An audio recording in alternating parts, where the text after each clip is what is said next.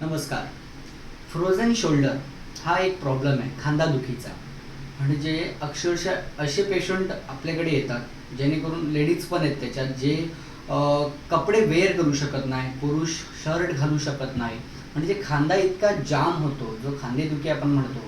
कधी कोणाचा हात लॉक होऊन जातो, वरती जात नाही. तर फ्रोझन शोल्डर काय आहे?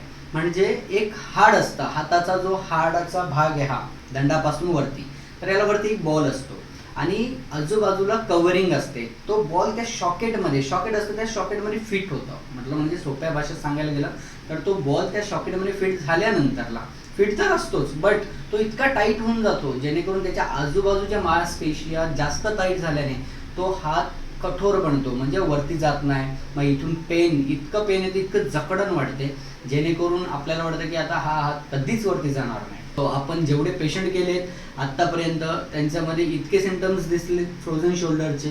तर जेणेकरून तुम्ही जी मुवमेंट करतात हातांची, जे लॅपटॉप असेल, मोबाईल असेल, सो थोडं एक्सरसाइज असेल, थोडं वॉर्मअप असेल, थोडं करत जावं. म्हणजे जेणेकरून आपले हात स्टिफ होणार नाही, आपली फ्रोझन शोल्डरचा प्रॉब्लेम येणार नाही आपल्या खांद्यांमध्ये.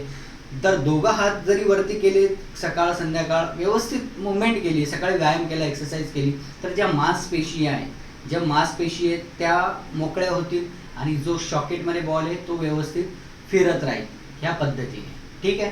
तर आशा करतो तुम्ही नेहमी काळजी घ्या स्वतःची, आणि असा काही प्रॉब्लेम असेल तर अनमोल न्यूरो कायरो क्लिनिकला भेट द्यावं. मालेगाव येथे पत्ता, अपॉइंटमेंट नंबर मी खाली दिला आहे. तर त्वरित संपर्क करा असं काही असेल तर. ठीक आहे. धन्यवाद.